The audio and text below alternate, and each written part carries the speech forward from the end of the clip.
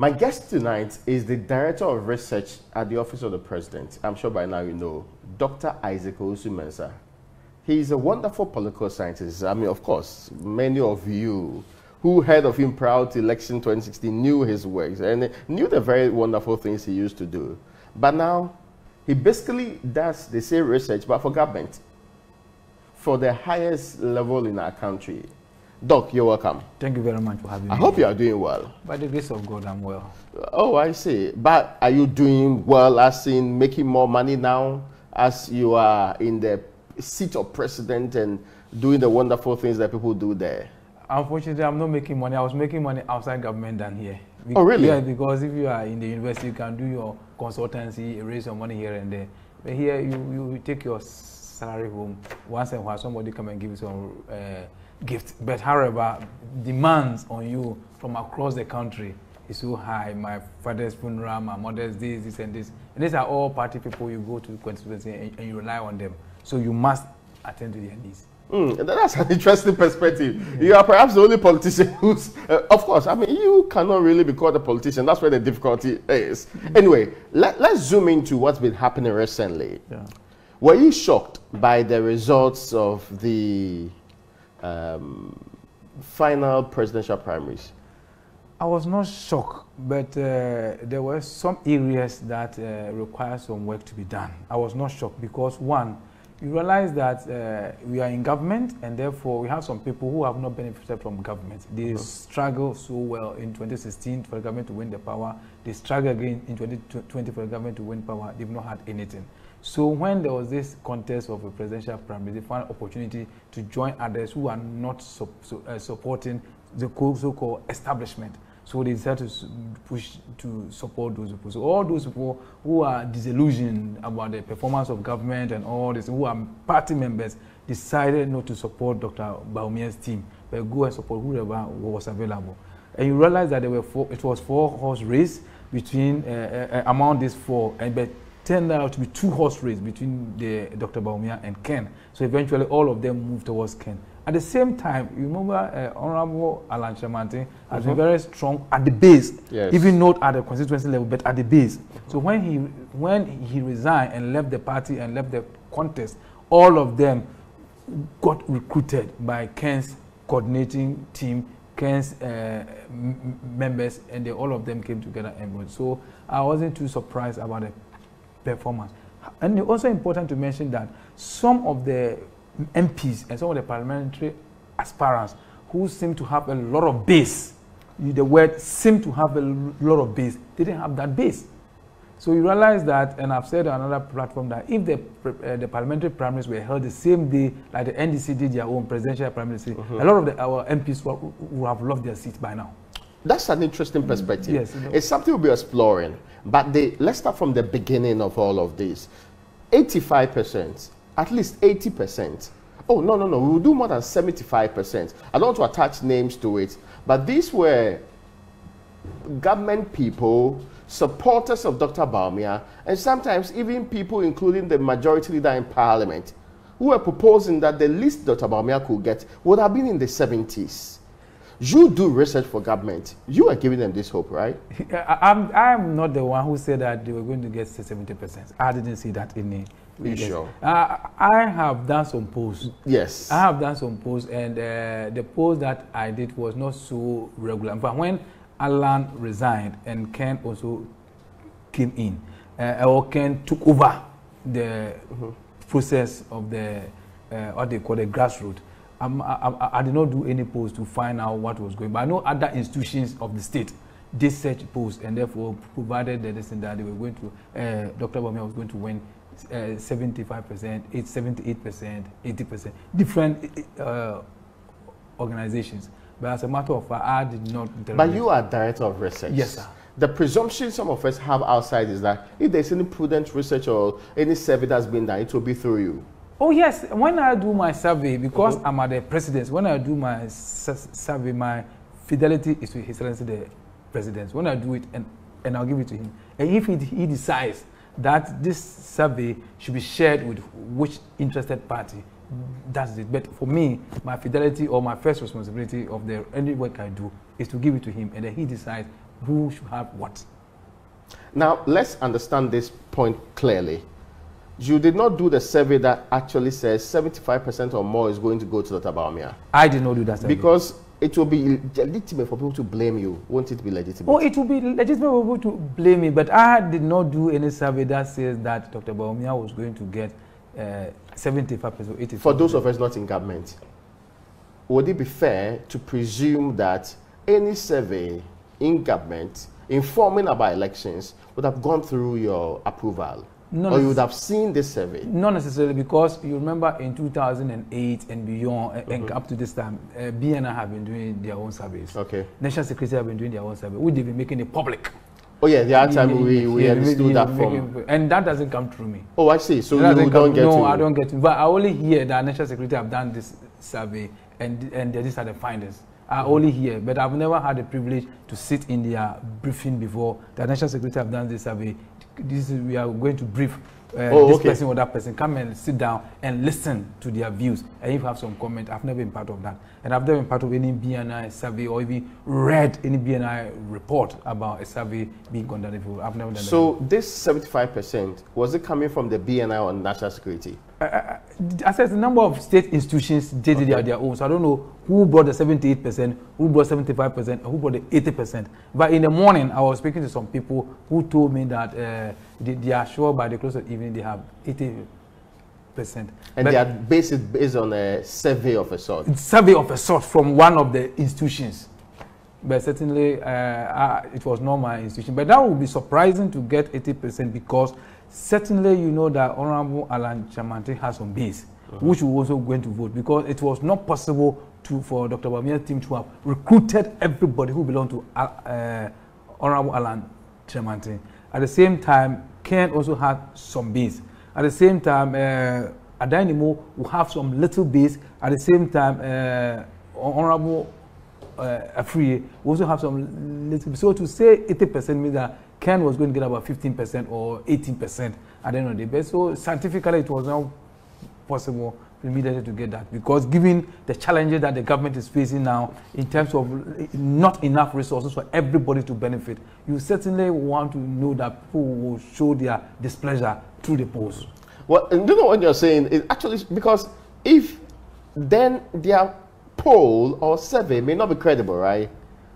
Because what you explained to me is that scientifically it may not be possible to do the 80s or the 70s. Yes, because you see, I travel along the country. For instance, let me give an example. You had people in some assemblies, 3-4 people who came to contest at the district chief executive. Okay. They came for the interview. Only one person got. The 3 of them did not get anything. And they are party people who have served the party, some of them 20 years, some of them 26 years, and in fact, some constituencies, somebody has been secretary for 24 years, and he has not gotten anything. All such people, to recruit them into Dr. Bawumia's team will be quite difficult, because they are people who think that, look, it's our time to also benefit from the resources of other candidates. So I'll be a coordinator for Ken, or I'll be a coordinator for this person, so that I can also make some little income for my family. People to see that having served in the party all these years, this is the little reward I'm also going to get. Now, the other question that's come up heavily is that this was rebellion against the establishment. To your mind, what were the factors that led to the 61 or so percentage that Dr. Bawumia got? You see, NPP has been a party that nobody gets so much percentage. As a matter of fact, if these polls had not come out to say that Dr. Bawumia was going to get 80% or 75% and said that Dr. Bawumia was just going to win, there would not be any point of discussion. Because, but because we projected ourselves that we're going to win 80% or 75%, anything short, you will not be happy at the end of the day. Because to win 61% in a delegate election is a lot of work went into it. But we had projected that we're going to beat everybody, we are beating everybody, and we are making this mark, and therefore we are supposed to be there. So if you ask somebody quoted in tree, what to pressure man? That's simply because you see, let's put it in context. Honorable Ken Ejapon is a very strong man within the NPP. I, as Ozumes, have met him a number of times in the north, campaigning in Yendi, in other places in the north. in Sunyai, in Techima, Aworowa, and so many places. I have met him in person, campaigning, without anybody sending him, using his own money, driving his own car. But where are the party people? I'm here to help you to campaign. And interestingly, in 2020, he was going to all the difficult constituencies that were difficult for the MPs to win. He was going to these constituencies, and you know that when he goes, the Bahamas, he will provide some service to one or two party members, and those party members will certainly remember him when he's also in the need. So he's cutting across the country, and more importantly, if you look at the results, Central Region is one of the regions he's been working so hard over the period of time. So he was supposed to do well in Central Region. Secondly, Honorable Afenyo Macken is also very strong in Central Region. So to assume that Central Region was not going to be for him, you'll be deceiving yourself. And this is an election, and that has shown to all of us that all Ghanaians, we know that when you're going for election, you always want to spring from your home. Just as in the super delegates, the Northeast, everybody voted for his vice president. The same way, we're expecting the Assans to also come out strongly, and even constituencies around Assans to also support him. And this is exactly what happened. That's an interesting development. Was Dr. Bawumia always going to win without establishment support? You see, whether we like it or not, NPP as a political party will have blocks. It's expected because we have all come from different backgrounds, different ethnic, academic, religion, all of that. So if you expect that there will be some blocks here and there. And over the years, this Dankwa Buzia block has always been there, and it continues to be there. And therefore, it's expected that he will have some support from one point or the other. You see, the issue about the fact that NPP has been an account party is a difficulty for the party. You remember Honorable Malik contested and he lost. You remember the former vice president contested and he lost. Ali Muhammad. You remember Afoku becoming the chairperson and there were some issues and he was removed. So this was the biggest litmus test for the NPP. So people told us, not because we really love the establishment, but we think that it is time for us to ensure, and especially when His Excellency President John Mahama has indicated that the Honorable Dr. Bawumia was being used and he'll be damned. So people thought that it was important to bring this into perspective. And but would it be fair? Is it not basing your decisions on a popular, sometimes even mythical or not so grounded propaganda against your party?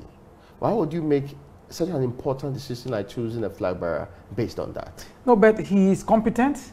He's been the vice president, and people think that it is time because at the same time, you remember when Vice President Ali Muhammad came in, there was all kinds of reasons why he shouldn't be the running mate. He shouldn't be the presidential candidate because they said that Nana Addo Dankwa Akufo-Addo, he's the president now, has been the one waiting. It was his turn. So these factors did not come in as well. Except that when it came to Alanche Martin's turn, the Adjumisu theory did not work. Adjumisu theory did not work. But that time, people thought that it was the turn of Nana Akufo-Addo to lead the party. And this important decision for us as a NPP, we consider as a critical to give the gentleman a chance to lead the party at the end of the day. So it's not just because he's from the north, but he's competent and he's capable to lead because he's the vice president of the republic. Kennedy Japon said making Dr. Bawumia your candidate was really handing over the elections to the NDC. I don't believe so. That's what he said. Oh, that is his view. That is his view. All of us have view, and whatever the view is based on science is different.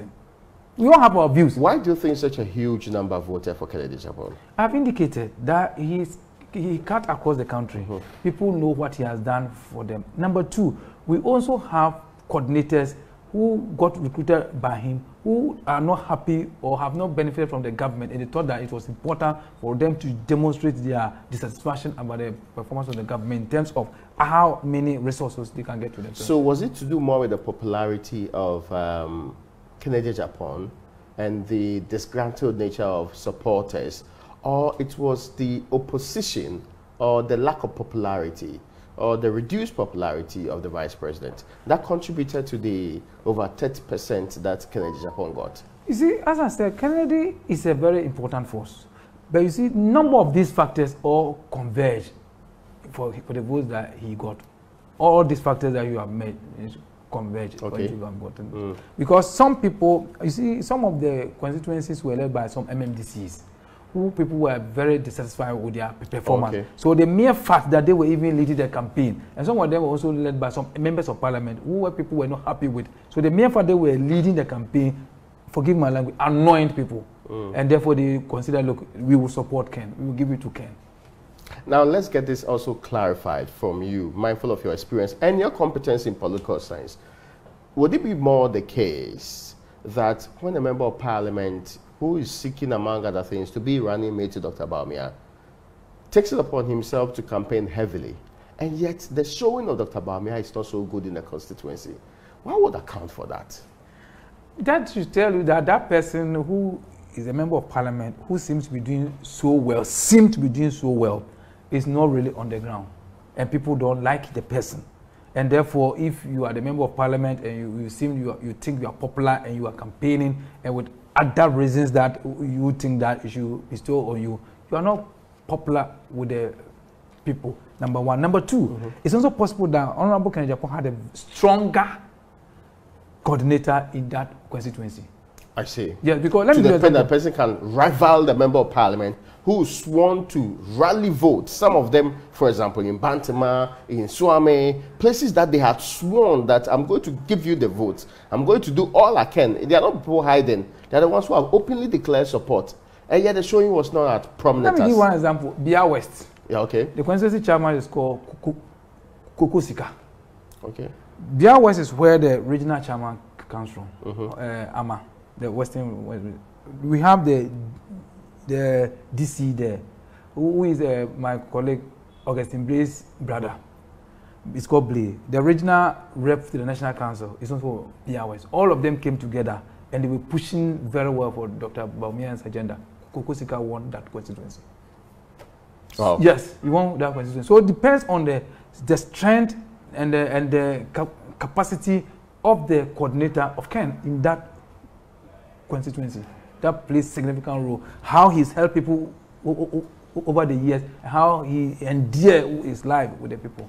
It happens. Was this known to those of you who understand the data right from the beginning, or it was a shock after the results were revealed? To be honest with you, I don't think that enough work was done on those who were leading Dr. Bawumia's campaign. Really? That's why I don't think that enough work was done on them. Not their capacity, but those leading the campaign. And sometimes, you see, it is very complex when it comes to this thing, because people have come that they want to serve you. Ray, you want to be the president. I have come. I'm from Tichuma constituency. I want to serve you. I can mobilize the people for you. I'm the member of parliament in the constituency. It will be difficult for you to say, look, stop, keep quiet, because you needed my vote in the super delegates. So I have voted for you in the super delegate. I'm continuing the work on the ground. You can't come and stop me.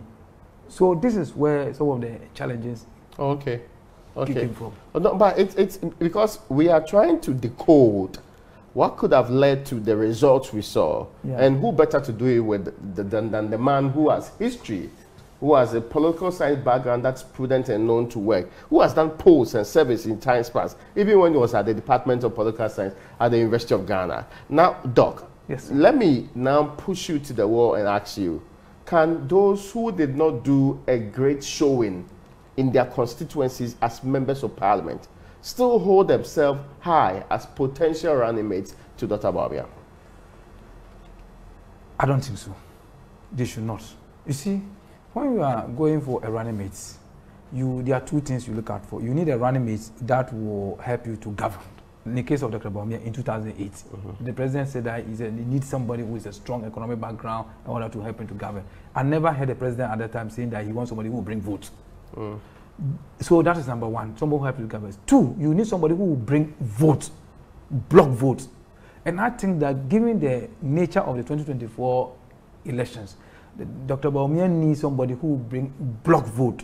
And this block vote comes from not only geography. If you look at geography, look at Papa Kwesi His Excellency, the Vice President.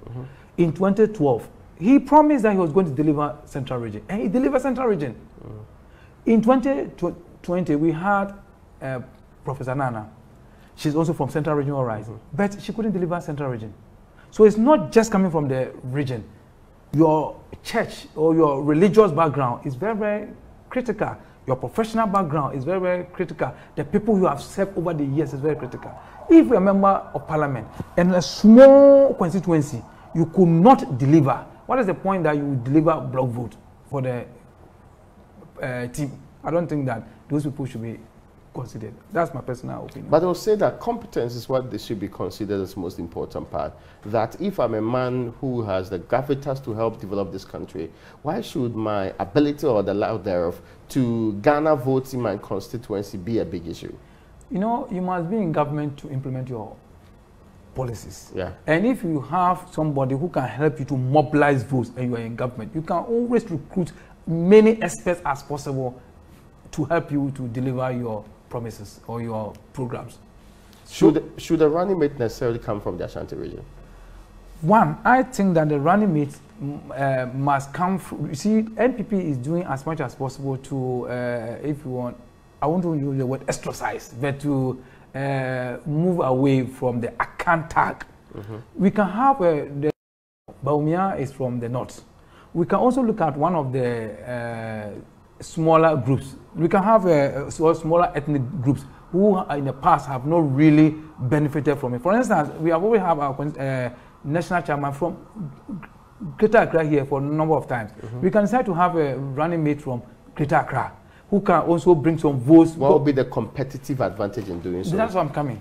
When you mention Greater Accra, you don't just mention Greater Accra because anybody from Greater Accra. But whether we like it or not, Greater Accra is the biggest region in Ghana in terms of voter population. Yeah.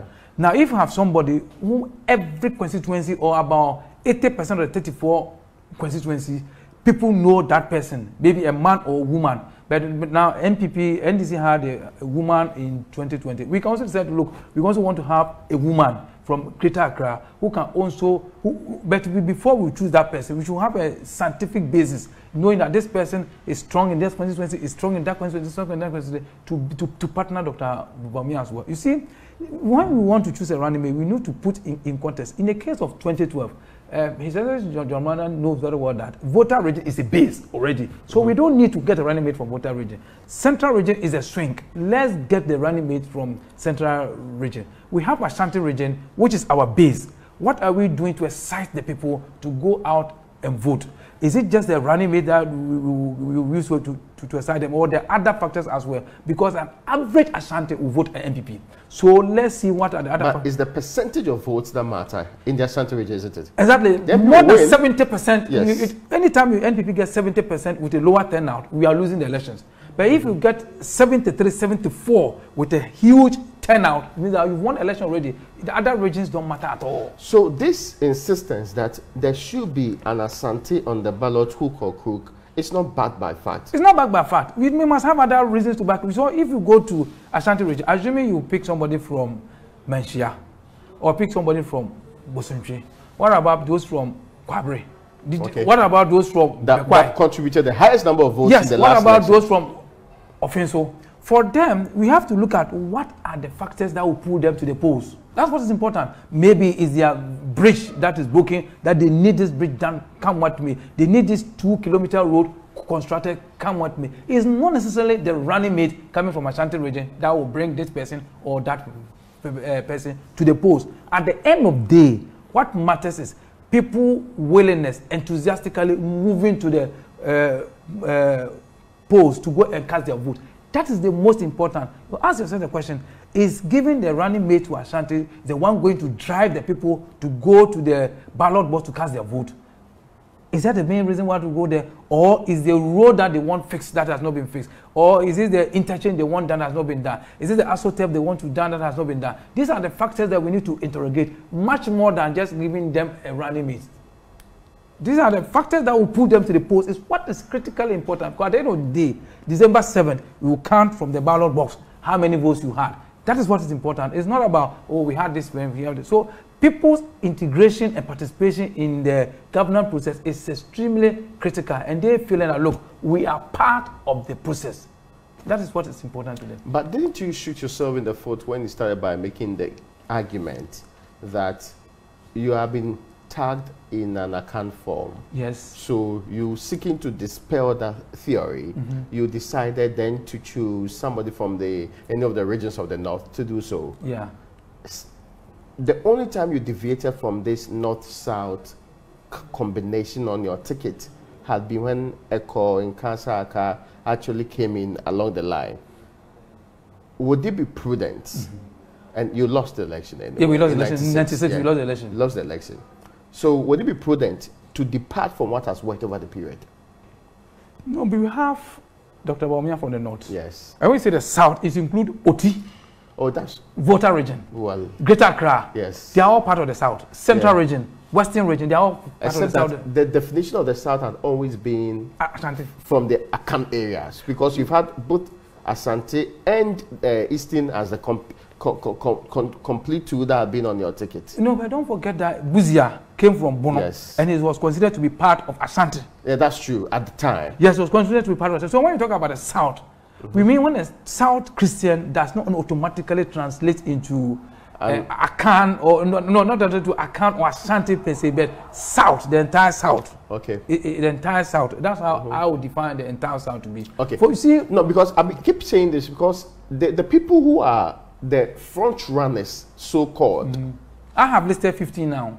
Oh, really? Well, 15 people who are interested in showing that we want to be the running mate. Are they all from the Ashanti region? No, some are from Ashanti region, but most of them from Ashanti region. 10 of them are from Ashanti Yes, so region. that's what people are talking about. Yes. That appears that it's a done deal that it should come from there, and that's why you have this huge number of people.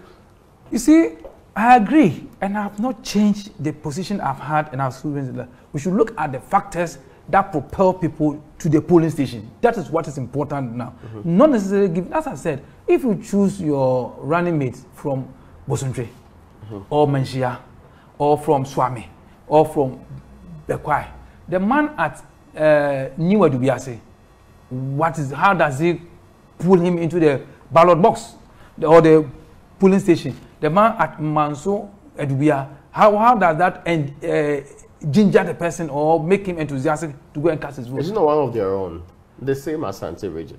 No, I'm just saying it's Ashanti region, all right. But the point is that the person really represent what the people are interested in pulling them to the people? You see, Raymond, I've said and I'll keep saying that what is important is that what will drive people to the polling station. That's what is important.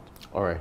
And this may not necessarily be ethnicity of the person or the region the person is coming from. May not necessarily be the case. You see, if you are being asked today to propose where they should choose a candidate from, I'll ask for about 2 months to go around again the country, the south, to do, because you see, to choose a running mate, you need different types of modeling and what it will come up with. Modeling A, with X plus Y plus, this put all together. Model B, this plus this put all together. What is the quantum of votes that this person will bring? Oh, what really? is the quantum? Isn't that scientific? I thought it was mostly a couple of men will sit around the table. So this is a man, he can do well. This is a man, he can compliment you. This guy, I like him because his father was part of our founding fathers. Then you move on with your life. You are asking me. As if you ask me, this is how I'll go around it. Okay. But I'm not the flag bearer. So the flag bearer will have his own interest in deciding what to come from. No, but what is important is that the person must be able to deliver block votes.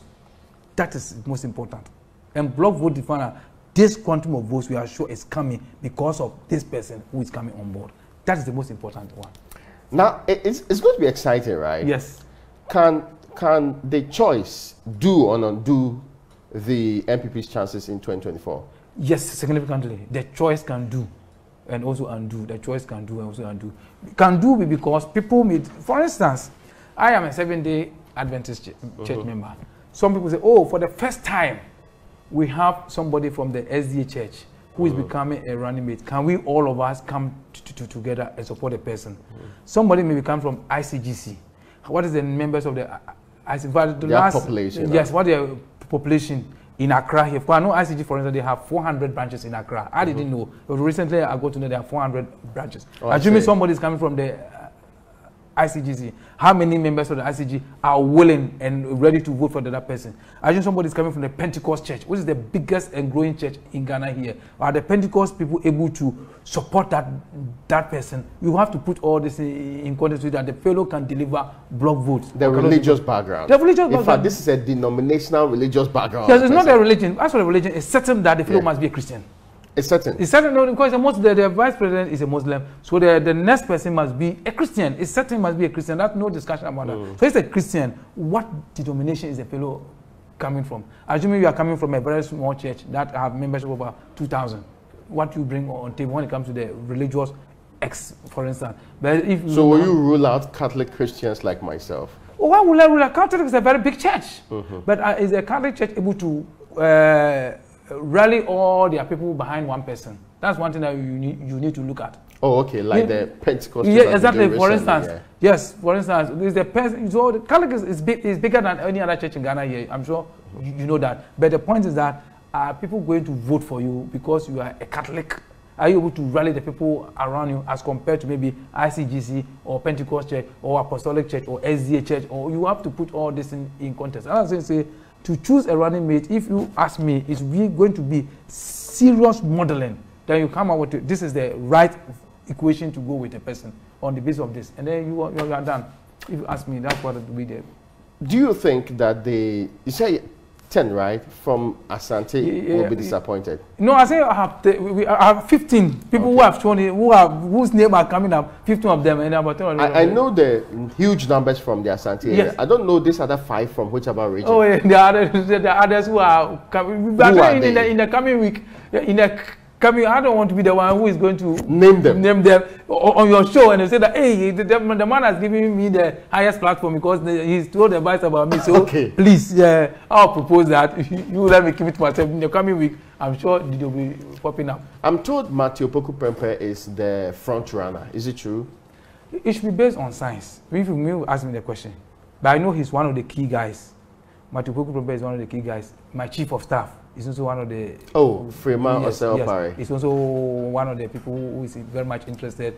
Minister for Education. He's also one of the who is interested. The majority leader is also one of the people who is interested. MP for Bekwai, who is your church member, Roman Catholic Church. He's also one of the people who is interested. There are a number of people, and there are others who are also so much. There are a number of them who are interested. Interestingly, all of them have visited Parliament before.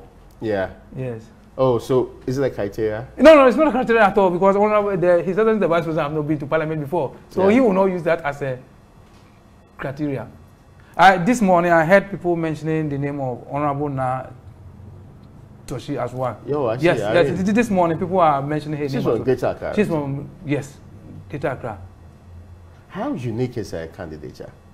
Oh, you know, now because of this assembly common fund. Oh yeah. She has used it. Oh, she's spread around across the country. Yeah, she's spread around the country, and she has endeared herself with the constituency and the regional party officers and all that. And in the Christian faith too, I think she has some base in the Christian faith as well. And there's some people who are also names coming from the central region as well and western region as well. So several names are coming up, but I'm sure as the days go by and the UpFront parliamentary candidates come out, it will start whittling down. You did say something early on that they are members of parliament. If the NPP had followed the NDC's plan of doing both presidential and parliamentary primaries on the same day, you would have seen a lot of NPP MPs fall or being replaced. Why so? Oh, because it's the same elections. There must be a compelling reason why people will vote for Kennedy and they will vote for the member of Parliament who is not supporting Kennedy's cause. For instance, Enya Soto, Honorable Kisi, he was leading Kennedy's campaign, and he won the constituency heavily. So it means that he would have also won his primaries. Okay. As compared to some of the constituencies that we lost, or the Bamia team lost. Yes, so that's what will happen. But I'm not saying that automatically from now until the February it will happen, because from now to February a lot of work can be done. At least they have an indication of what's likely going to be their fate ahead of time. You know, let me just say something here. It's a dry run, isn't it? Yes, in 2022, I did a study about MPs, and some of our members of parliament did not perform well at all. and it was a discussion among us, and I'm sure you saw the ranking of the MPs. A lot of them came after me. I know. And now when we went to the polls, they've realized their smoothness level. You were factually presented. Yes, that. yes. I was just telling them, you are not doing well on the ground. Please take action here and there. And people came after me, and they saw what happened on Saturday. They were leading Dr. Bawumia's campaign, and they saw what happened. People likeness for them. And this is even within the party. If it has been out of the party, it would have been worse. Oh, really? Yes, it's not been out, because the people we interrogated were not party members. And these are, for instance, if you're a member of parliament, you have some resource to give. The first person you give is your party members. Yeah. So if your party members are not happy with you, what about the outsider? It's worse. So we have a lot of work to do. That's an interesting one. Now, I'm taking it to that question I want to ask. What are the chances of the vice president winning the election 2024, breaking the 8, mindful of our current economic state, mindful of the fact that breaking the 8 is almost an impossibility in the Republic of Ghana? History suggests that, at least, and mindful of the fact that this is a new candidate, and most of the time, if you take our Rawlings, new candidates hardly win elections. Yes. You see, now, this is the first time any of the major political parties, is clear, MPP, NDC, is presenting a Muslim. Okay. This is the first time. That's a minority religious group. Yes, this is the first time. Now, let me say something here. In 2012, when President Mahama became the president, I did some work in the north. And this is one of the reasons why he won. We went around asking people whom you vote for, why you vote for, and all that. That I was in the university and I was enjoying academic freedom and doing my things. And people told, you know, after Hilal Imam, we've never had a president from the north.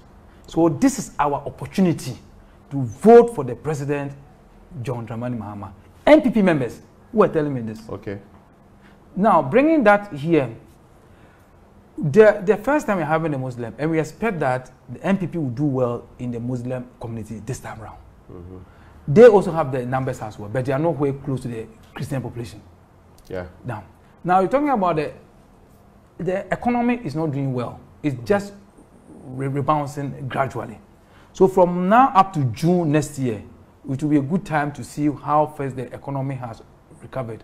Also, depending on what happened at the global front. Because the global front has significant impact on our economic year.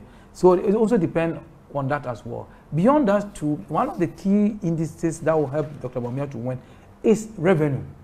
Because good governance in Ghana to somewhat is measured by revenue. Yeah. Because people want their road done, you have done it for them. People want their water, you have given the water to them because you have the resources. With the current IMF situation, the government borrowing space has become very limited. So if the government is able to raise some income internally and they're able to construct or do some of the projects that people need, I think it will give him the little chance to win the election. You see, it has never been possible for anyone to break the 8, but it is plausible. It has never been possible. But it is plausible. It is plausible. Yes. What would tip the scales in the favor of Dr. Bawumia, for example? As I'm saying, that if we get the economy fixed, that is the critical one. Very critical. If we get the economy fixed, that will be very important. And then also the nature and the strategies that we put in place. Because in 2008, the economy was doing very well. I don't know whether you remember that time. You will be in your house or your office, people come and knock. Yeah. Do you want a loan? Yeah, that's true. People will come and say, we are selling gas.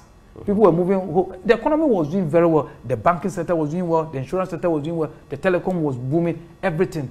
But the party lost the election. The economy was doing well. But in this particular instance, we need the economy to perform well. And that will give him the plausible chance that we are looking up to. Dr. Bawumia is head of the economic management team. Yes. Would the sins of this government generally be leveled against him? You see, when you are a candidate from incumbent party, whether you like it or not, the sins of the economy, of the government will follow you. That is it's a standard. You can't separate him from it. You can't separate. No, you see, let's be local a bit here. If you go to a place like Techmanov, the behavior and the demeanor of the DC, whether we like it or not, have an impact on the performance of Dr. Bawumia in the general election. Okay. So the sins of the government, you can't extricate yourself from it. It's not possible. What then is he expected to do? Would he have to turn and do that? I need to take full charge of this economy to make sure these things are done. Because he has recently said he's his own man, he has his own policies. Should he start showing signs of his policies now that he has an opportunity and he's still vice president, before he may be deemed qualified to run? You see, His Excellency the President is somebody who allows people to do their own things. Oh, I see. Including ministers. What he needs is that, look, let me know what you're doing. So different ministers are doing so many things at their ministry. They only have approval of the president. Okay. So he, as the first, now the flag bearer, second, the economic management, head of the economic management team. There are a lot of things that he can do. But this digitalization agenda he's been pushing, the president only gives his approval. President only wants people to inform me, get me informed that you are doing ABCD, and he gives a blessing. So I will not expect him to take over the government, to appoint new ministers and all this. I don't expect him to do that. But I expect him to show much more of the things that he wants to do. People have an idea about what the future will look like. That is very, very important. So then people will feel, oh, okay, this gentleman is coming to do his own thing. This gentleman is coming to do his own thing. That will help the country at the end of the day. But let me say this. In all democracies around the world, the period we find ourselves in podcast, and we call it delicate transition. It's extremely delicate transition that if you don't manage the existing government so well and the incoming government so well, you end up destroying everything. How so?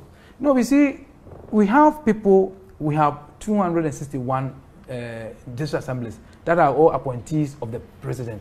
We have ministers who are appointees of the president. We have CEOs who are appointees of the president. So whether we like it or not, the president is still in charge of the country.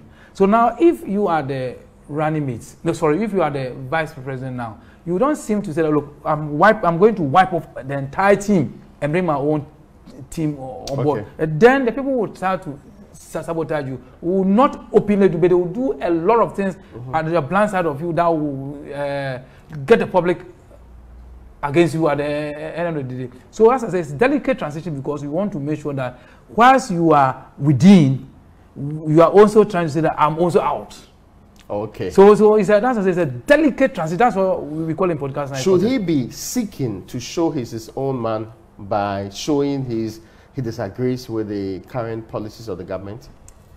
I, Director of Research, I cannot disagree with the policies of the government. We all sit in cabinet, we take a decision. The decision of the cabinet is bounded on all of us. So he, as a vice president, he cannot say that I'm not part of this decision. All of us. He criticized government decisions. In public? Yes. He cannot. He should not. So that means that will be an albatross around his No, he cannot, because as I said, I am a lower level in the Jubilee House. I cannot come to the radio station and TV station and say, look, this decision of the government is wrong. It should have been that, should have been that. If I have an input to make, I should make the input at the cabinet when the decision has been made. But so he's inextricably intertwined with every single thing that happens in government. Yes, he's the vice president. Yes. But what we have been told is that he might be vice president, and we hear people say it a lot. He has not officially said it before. We've not heard him say that. We've heard people say that he's really not in charge of the economy. Even though he's chairman of the economic management team, he's truly not the guy whose idea is running the state. You see, people say that, and I don't know the context that they say it from, because at the end of the day, who is in charge of what? Because not everything that will go in every ministry that the president knows. Not everything in every ministry, the major policies, the ministers come to cabinet and bring it to him, or go to him and have a discussion with him. You don't expect that the president will be able to know everything that goes on in every ministry. I'll set an example. The DC of Binduri's behavior have impact on the vice president's chances of winning the election or losing the election. Now, every budget that is passed will have to go to EMT for approval before it comes to Parliament for final approval. He chairs the EMT. It is possible that some decisions of the government in terms of the economy, he may not, as a technocrat, approve it. But in the context, he is the one who is in charge and says, this is what we have to do. And don't forget that we are in a podcast space that we have a lot of interest in certain, because if you want to do everything by the book, You are doing everything by the book, and you end up going to lose the election at the end of the day. Some decisions of the government may not necessarily be the most market-based decision that you have to make, but because in a political space, so you have to trade off at a certain time in time. And so that doesn't mean that he's not in charge. He chairs all the economic management unless he instructs Honorable the former senior minister or government advisor Nana Osaf-Mafo to chair on his behalf. He chairs the economic management team, and nothing will come to cabinet as far as the economy is concerned. That has not come. That will not go to the EMT. That will not have the approval of the EMT. Whether the budget, whether the energy policy, agriculture policy, trade policy, whatever it is, it will have to go to the EMT before it comes to him, and he has to give approval to it. I mean, it's wonderful to hear people. I mean, people like you of your competence and how you put, because that's a conversation we'll be having in this country. Now, I need to move this into the mainstream of it. I know you are at the seat of government. Yeah. If I ask you this question, and I've heard of Samuel Oku say, John Dramani Mahama is a formidable opposition going into the next election. Do you think Dr. Bawumia stands a realistic chance against John Mahama? Mindful of all the things you have outlined. Yeah, John Dramani Mahama is really formidable. He's really formidable candidate. And therefore, as I've indicated, given all these issues that I have raised, he still has a chance, but it's a very minimal chance. And you don't need to win more than, you don't need 51% to win the election in this country. He can win, and we will win marginally. He can win, but also conditioned on the performance of the economy from now up to June. That's critical. The performance of the economy from now up to June, because about June, more than 80% of the Ghanaians have made their choice whom they are going to vote for, unless something drastic happens around September. That's the only thing. But from now up to June, most Ghanaians will make a decision whom they are going to vote for, and that's talking about the 10% or 15% of undecided voters in Ghana, because we know most people have made their decision already. You know whom I'll be voting for, I'm sure. But you are in government, so it's quite easy to determine that. Yeah, who I'll be voting for sure. So that's what it is. He's a formidable candidate. Would it be difficult to convince people to vote a Muslim, especially non-Muslims? You made a religious argument earlier. Yeah. Would it be difficult to convince the majority Christian population to vote a Muslim? There are some, I have done some work, there are some Christians who have said that they will never vote for a Muslim. Really? There are some Christians I've spoken with, they've said that. And there are some who, it doesn't matter, is a leader of the state at the end of the day. So I will go to my church, I will conduct all my religious activity without any fear or favor or anything at all. So it's not a problem at all. So, but different people have different reasons why they vote for a particular candidate. Which grouping is in the majority? Those who say I'll never vote Muslim, or those who say, well, I don't really care? Those who don't really care, they are in majority of the Christians that we have spoken to. But it's not every Christian we have spoken to, a sample, but a sample size. Those who say they will not vote for a Muslim, they are smaller. Yeah, but those who say they are not voting for a Muslim and they are smaller are so much hyper that I don't think anything can change their mind. Oh, so they are in the extreme end now. Yeah, they are extreme ends, yes. Okay. But they are very small. But they are so hyper that they will not listen. Yeah. But you don't forget that we do have counterbalancing also. Because we also have some Muslims who are strong NDC who also want to support Dr. Bawumia because he is a Muslim, and for the first time they also have to have their person at the helm of affairs.